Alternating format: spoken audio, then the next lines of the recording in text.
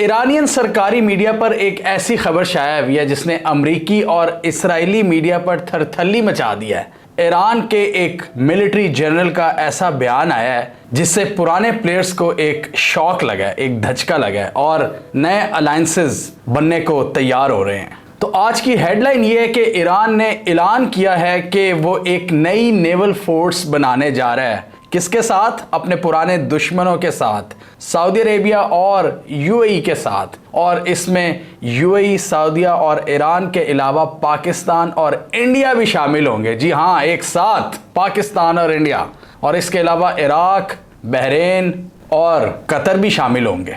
आज की इस वीडियो में हम ये जानने की कोशिश करेंगे कि इस मौके पर ईरान के मिलिट्री जनरल का ये बयान क्यों सामने आया है और इस हवाले से अमेरिका ने क्या रिस्पांस दिया है। अमेरिका के भी एक नेवी ऑफिसर ने इस हवाले से रिस्पॉन्ड किया है और वो उसको जानना बहुत ज़रूरी है। और साथ ही हम इस पूरी डेवलपमेंट की जो सिग्निफिकेंस है उसको भी जानने की कोशिश करेंगे।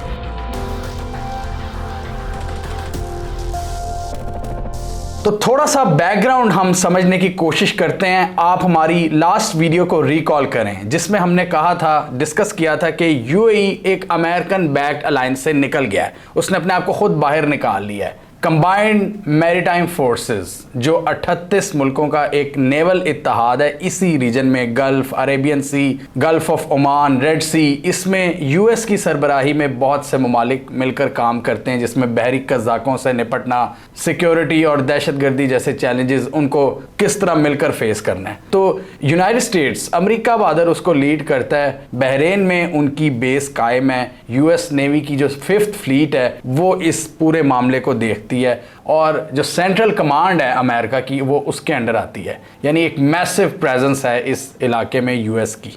और ये जो इत्तेहाद है अमेरिका का जिससे यूएई अभी अभी अलहदा हुआ है, इसमें यूएस एक बहुत बड़ा चैलेंज समझता है ईरान को, ये स्ट्रेट ऑफ हॉर्मूज वाले इलाके में, क्योंकि ईरान से इनकी चपकलिश लगती रहती है। लेकिन अब ये दो चीज़ें भी हैं। एक तो यूएई ने अपने आप को उस यूएस बैक्ड अलायंस से निकाल लिया है और ईरान ये कह रहा है कि हम एक नया नेवल अलायंस बनाने जा रहे हैं जिसमें यूएई और सऊदी अरेबिया शामिल होंगे और भी दूसरे जो रीजन के ममालिक हैं। तो ईरान के नेवी कमांडर का ये बयान आया कि ये हम सब के इंटरेस्ट में है कि हम कोऑपरेशन को बढ़ाएं और कॉन्फ्लिक्ट्स को कम करें। ज़्यादा डिटेल्स उन्होंने शेयर नहीं की अभी इस कोलैबोरेशन की, लेकिन वक्त आने पर हम आपके साथ शेयर करेंगे। थोड़ी बहुत जो डिटेल्स आई हैं उसमें यह है कि इसमें पाकिस्तान और इंडिया भी शामिल होंगे इस नई फोर्स में। और ये क्लियर नज़र आ रहा है कि जहां हम सऊदी अरेबिया और अरब्स की कोशिशें देख रहे हैं कि फॉरेन पॉलिसी को बेहतर किया जाए, डाइवर्सिफाई किया जाए, कॉन्फ्लिक्ट्स को कम किया जाए, ईरान के जहन में भी अब यही सोच है कि कम से कम इन अरबों से, मतलब ये जो मुसलमान भाई हैं, इनसे तो ताल्लुकात बेहतर किए जाएं, कॉन्फ्लिक्ट्स कम किए जाएं। बाद में फिर जो बाकी इनके राइवल्स हैं अमेरिका या इजराइल, वो बाद में हम उनको डील करेंगे, लेकिन इनके साथ तो बना के रखी जाए ना। तो ये सोच दोनों जगहों पर पाई जा रही है, ईरान में भी और सऊदीया में भी। अब इस डेवलपमेंट पर यूएस का एक रिस्पांस आया है। यूएस के 5th फ्लीट के जो कमांडर हैं उन्होंने इसको रिस्पॉन्ड किया। उन्होंने कहा बड़ी अजीब बात है। अब यूएस का कमांडर कह रहा है, वो कह रहा है कि ये बड़ी अजीब बात है कि ईरान जो इस खित्ते में सबसे बड़ा तखरीबकार है, जो इंस्टेबिलिटी फैलाने में नंबर 1 प्लेयर है, वो इत्तेहाद की बात कर रहा है, वो एक नेवल अलायंस की बात कर रहा है। ये इनकी जुर्रत कैसे हुई? ये यूएस नेवी के 5th फ्लीट के कमांडर का ये कहना है। मतलब वो बिल्कुल इसको डिसमिस कर रहे हैं ईरान के इस रोल को, कि डेफिनेटली यूएस को ये बात बुरी तो लगेगी। यूएस की 5th फ्लीट बहरीन में बैठी है जो 38 ममालिक के साथ एक नेवल इत्तेहाद को लेकर चल रही है। अब जब उसमें से उनका एक की प्लेयर यूएई निकल कर अगर वो ईरान के साथ अलायंस बनाने चले जाते हैं, वो भी समंदरों में, तो ये चीज़ डेफिनेटली अमेरिकन इंटरेस्ट के लिए एक बहुत बड़ा धचका साबित होगी कि जी मेरा एक पुराना दोस्त मेरे दुश्मन की गोद में जाकर बैठ रहा है, उसके साथ अलायंसेस बना रहा है जिसके साथ पहले उसके पंगे चल रहे होते थे। तो इसको इन्होंने बिल्कुल डिच किया। इस पर बहुत ज़्यादा एक शॉकिंग ये डेवलपमेंट है यूएस के कमांडर्स के लिए, यूएस के जो पॉलिसी मेकर्स हैं, उनकी जो मिलिट्री है। और इसलिए उन्होंने इस डेवलपमेंट को लॉजिक के अगेंस्ट करार दिया है। उन्होंने कहा दिस डिफाइज ऑल लॉजिक। इसकी कोई लॉजिक नहीं बनती कि ईरान एक नेवल अलायंस को लीड करेगा। तो और ऑब्वियसली हमने देखा कि इजरायली अखबारों पे भी बड़ी थरथली मची हुई थी, क्योंकि इजराइल का जो सबसे बड़ा थ्रेट है आसपास के ममालिक में वो ईरान है। यूएस फिफ्थ फ्लीट के बारे में मैं बताता चलूँ, ये सेंटकॉम के अंडर होती है। अमेरिकन मिलिट्री की जो सेंट्रल कमांड है, पूरी दुनिया में इनकी कमांड्स फैली हुई हैं। तो सेंट्रल कमांड जो है वो हमारे इस रीजन को कवर करती है, ये गल्फ़ के रीजन को, सेंट्रल एशिया, पाकिस्तान, अफ़गानिस्तान, और फिर इनकी बेस मतलब इसीलिए इनकी इन ममालिक में बेसिस भी हैं, बहुत से गल्फ़ रीजन में अपनी प्रेजेंस कायम रखते हैं, इसलिए इनकी दोस्तियां भी थीं अरबों से। और फिर बहरीन में इनकी मिलिट्री मतलब नेवल बेस है, और आसपास के जजीरों में इनकी नेवल प्रेजेंस है प्रॉपर। तो इस रीजन में इन्होंने जहां इनकी मतलब कन्वेंशनल मिलिट्री की बेसिस हैं, वहीं पर इनकी नेवल बेसिस भी बहुत ज़्यादा हैं। बहुत पैसा स्पेंड किया हुआ है यूएस ने, तो इतनी आसानी से तो वो भी मतलब खेलने नहीं देगा ईरान को। ईरान ने भी अपना पूरा एक मतलब एक टैका रखा हुआ है स्ट्रेट ऑफ हॉर्मुज़ के पास। उन्होंने भी पूरा इसको मतलब अमेरिका को नाको चने चुभवाता रहता है, मतलब अमेरिका को वो इजीली खेलने नहीं देता इस रीजन में। ईरान ने भी अपनी प्रेजेंस अच्छी खासी रखी हुई है अपने एरिया को डिफेंड करने के लिए।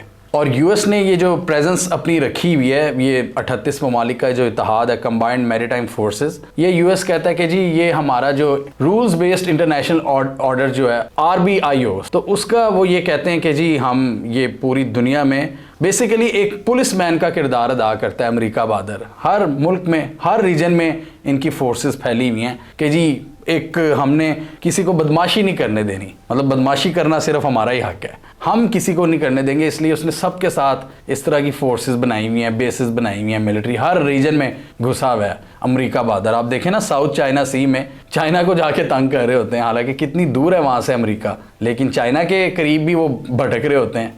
और यहाँ पर ये जो इत्तेहाद है इनका कंबाइंड मैरीटाइम फोर्सेस यूएस के साथ, इसमें पाकिस्तान नेवी भी है इसमें इन्वॉल्व। और ये जो नया इत्तेहाद बन रहा है इसमें भी कहा यह जा रहा है यूएस, सऊदीया और ईरान के अलावा पाकिस्तान, इंडिया, बहरीन, कतर और इराक भी शामिल होंगे। तो ये बड़ा इंटरेस्टिंग होगा कि इस रीजन में किस तरह पाकिस्तान और इंडिया मिलकर काम करते हैं। हमने पिछली वीडियो में डिस्कस किया था कि अरेबियन सी का एक बहुत इंपॉर्टेंट सेगमेंट पाकिस्तान के पास है, तो पाकिस्तान नेवी की इंटरनेशनल ऑब्लिगेशंस भी बढ़ जाती हैं। इसलिए ये जो जिना नेवल बेस है ये आपको एक स्ट्रेटेजिक डेप्थ प्रोवाइड करती है, और यहाँ पर फिर पाकिस्तान अपने जो लोकल और इंटरनेशनल ऑब्लिगेशंस हैं उनको पूरी करता है पाकिस्तान नेवी की मदद से। यानी पाकिस्तान नेवी बहुत सी task forces, international task forces को लीड करती है। तो देखना ये होगा कि इस इत्तेहाद में हम किस तरह पार्टिसिपेट करते हैं जो ईरान बनाना चाह रहा है, यानी रीजनल ममालिक मिलकर आपस में करना चाह रहे हैं, यानी कि प्योरली रीजनल ममालिक का एक इत्तेहाद होगा जिसमें आउटसाइडर की कोई गुंजाइश नहीं होगी। ये जो Arabian Sea, Gulf of Oman, Arabian Gulf वगैरह, ये सारा ये पूरे पानी है आपके, यहाँ पर ये मिलकर कुछ करना चाहते हैं सिक्योरिटी के हवाले से। और एक और इंटरेस्टिंग बात, यूएस ने ट्वीट भी की है जैसे ही ये खबरें आई ना कि यूएई ने यूएस का इत्तेहाद छोड़ दिया है, उसके साथ ही यूएस की जो फिफ्थ फ्लीट है, I guess yes, central command और फिफ्थ फ्लीट, उन्होंने ये ट्वीट कर दी कि देखें जी हम तो यूएई के साथ मशकें कर रहे हैं। मतलब उन्होंने यूएई को गलत साबित करने की कोशिश की और पूरी ट्वीट तस्वीरों के साथ उन्होंने लगाई।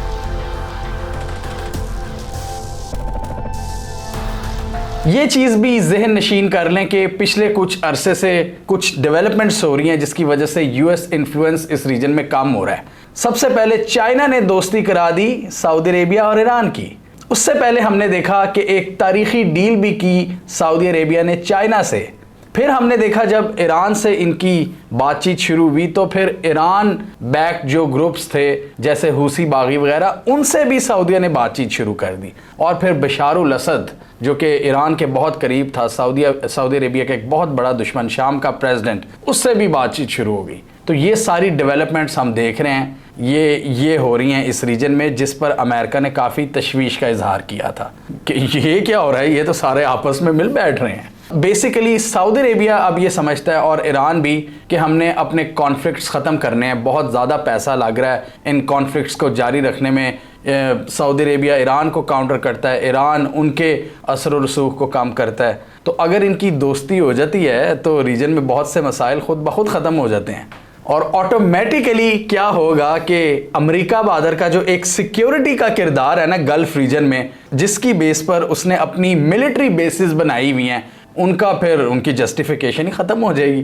तो अमेरिका का वो सिक्योरिटी किरदार ख़त्म हो जाएगा। तो अब आप देख लें कि जियो स्ट्रेटजी से ये सारे ममालिक जियो इकनॉमिक्स की तरफ जा रहे हैं। अमेरिका ने इनसे पार्टनरशिप्स की थी पुरानी जियो स्ट्रेटजी की बेस पर, सिक्योरिटी और एनर्जी के हवाले से डील्स की थी आज से 80 साल पहले। चाइना अब इस रीजन में आ गया। चाइना के राइज के साथ क्या हुआ है कि अब जियो इकनॉमिक्स की तरफ बात जा रही है। अब ज़्यादातर जो डिप्लोमेसी है वो इकॉनमी को जहन में रखकर की जा रही है। तो वो कह रहे हैं कि जी ये फड्डों का हमें क्या फ़ायदा, एम ही जी एक दूसरे को आंखें दिखाते रहते हैं, अपने मतलब चेस्ट थंपिंग करते रहते हैं, क्या फ़ायदा। चाइना ने भी ये चीज़ इनको समझाई है कि भाई क्या फ़ायदा, आपस में दोस्ती करो और पैसे कमाओ, मिल बैठकर खाओ, कनेक्टिविटी बढ़ाओ, BRI में इंटीग्रेट करो और मज़े ही मज़े। तो अब ये लग रहा है कि चाइना का जो ज़्यादा चाइना की सोच है वो गालिब आ रही है अमेरिकन सोच पर इस गल्फ़ रीजन में। और मतलब देखते ही देखते 1 साल पहले तक कोई सोच भी नहीं सकता था ईरान UAE और सऊदी अरेबिया के साथ नेवल फोर्स बनाने का सोच रहा है। That's massive.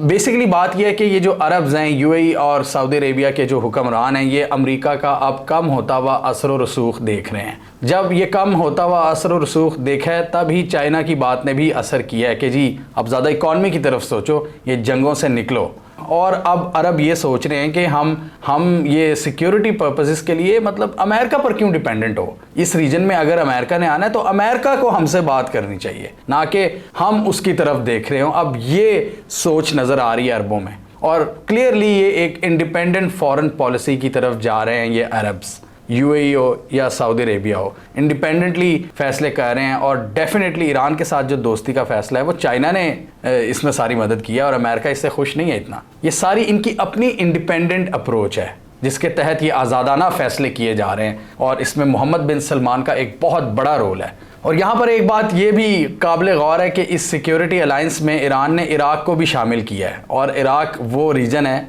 जब से US ने यहाँ पर इन्वेड किया था, US इन्वेजन के बाद पूरा इलाका बिखर गया था, दाइश बनी और पता नहीं कितने ग्रुप्स बने, कोई किसी को सपोर्ट कर रहा था। तो यहाँ पर ईरान और US की आज तक एक प्रॉक्सी वॉर चल रही है। तो इराक में भी ये दोनों आपस में लड़ रहे हैं, ईरान और अमेरिका। तो इराक को भी ईरान अपनी साइड पर फुली करने की कोशिश कर रहा है और इराक में अभी भी सिस्टम के अंदर बहुत ज़्यादा एंटी अमेरिकन सेंटिमेंट पाया जाता है। और डेफिनेटली इराक अगर इस इत्तेहाद में शामिल होता है, ये भी US के इंटरेस्ट के लिए एक बहुत बड़ा सेटबैक है। और ये स्ट्रेट ऑफ हॉर्मुज़ का जो सारा रीजन है, ये वाला हिस्सा जो ईरान के काफ़ी हद तक कंट्रोल में है, 50% से ज़ायद दुनिया की जो ऑयल ट्रेड है वो यहाँ से होकर गुजरती है, ये गल्फ़ ऑफ ओमान के साथ साथ। तो इस रीजन में जो इनके पंगे चलते रहते हैं अमेरिका वगैरह से, और अमेरिका ये भी फिर कोशिश करता है कि इनकी UAE से भी लगती रहे। तो UAE और सऊदी अरेबिया वगैरह ने अब हाथ उठा लिया। उन्होंने कहा नहीं, अब बहुत होगी लड़ाइयाँ, अब हम ईरान के साथ मिलकर चलेंगे। और इसीलिए ईरान के इस टॉप मिलिट्री कमांडर का ये बयान सामने आया है। क्लियरली अरब्स इस वक्त एक इंडिपेंडेंट रास्ते की तरफ चलने की कोशिश कर रहे हैं और अमेरिका बहादुर उनको रोकने की कोशिश कर रहा है। पुरानी उनकी diplomacy, foreign policy, energy, security deals America से कनेक्टेड हैं, वो उससे आज़ादी चाह रहे हैं। अभी फ़ौरन तो नहीं होंगे, फौरी तो नहीं निकलेंगे उस पूरे सिस्टम से, लेकिन आहिस्ता आहिस्ता वो अपने आप को उस तरफ लेके जा रहे हैं। मोहम्मद बिन सलमान की आप अप्रोच देख लें तो इसी वजह से US की फ्रस्ट्रेशन अब विजिबल हमें नज़र आ रही है। और जैसे मैंने पहले ही कहा कि ईरान और सऊदी अरेबिया ये देख रहे हैं कि अगर हम आपस में दोस्ती कर लेते हैं तो बहुत सारे थ्रेट्स इनके वैसे ही ख़त्म हो जाएंगे। किसी अमेरिका की ज़रूरत नहीं रहेगी इन्हें कि वो आके हल कराए, वो आके कोई चौधरी का किरदार अदा करे। वो कह रहे हैं कि हम खुद ही क्यों ना मसले हल कर लें।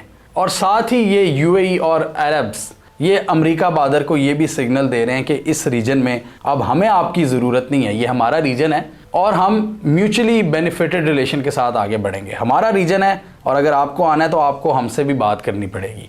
आप यहाँ पर फजूल के चौधरी या एक पुलिसमैन का किरदार अदा ना करें, सॉरी बहुत हो गई। ये एक सिग्नलिंग दी जा रही है अरब्स की तरफ से और डेफिनेटली अरब्स इसमें अपने आप को मजबूत कर रहे हैं, स्ट्रेंथन कर रहे हैं, जो उनका वेटेज है उसको वो बढ़ा रहे हैं। तो स्टे ट्यून्ड। इसके अलावा भी हम बहुत सी इंटरेस्टिंग डेवलपमेंट्स आपके सामने लाएंगे इसी से रिलेटेड। और भी बहुत सी डेवलपमेंट्स हैं, जैसे हमने जिक्र किया था कि बहुत से ममालिक अब ब्रिक्स की तरफ, ये जो ब्रिक्स है, ब्रिक्स अपने आप को एक्सपैंड कर रहा है, नई करेंसी की बात हो रही है, उस हवाले से भी एक नई डेवलपमेंट है, उसको हम कवर करेंगे इंशाल्लाह नेक्स्ट वीडियो में। Stay tuned. इस हवाले से आप क्या समझते हैं? आपके हिसाब से ईरान इस तरह की एक फोर्स बनाने में कामयाब हो जाएगा जिसमें यूएई और सऊदी अरेबिया होंगे और पाकिस्तान होगा उसमें? आप क्या समझते हैं? कमेंट कीजिए। इसके अलावा हमारा यूट्यूब चैनल सब्सक्राइब कर लें और साथ ही वो बेल आइकॉन भी दबा लें ताकि वो स्टोरीज दुनिया भर से पाकिस्तान से जिनकी मेन स्ट्रीम मीडिया पर प्रॉपर कवरेज नहीं होती हमारे प्लेटफॉर्म के थ्रू आप तक टाइम पर पहुंच जाए।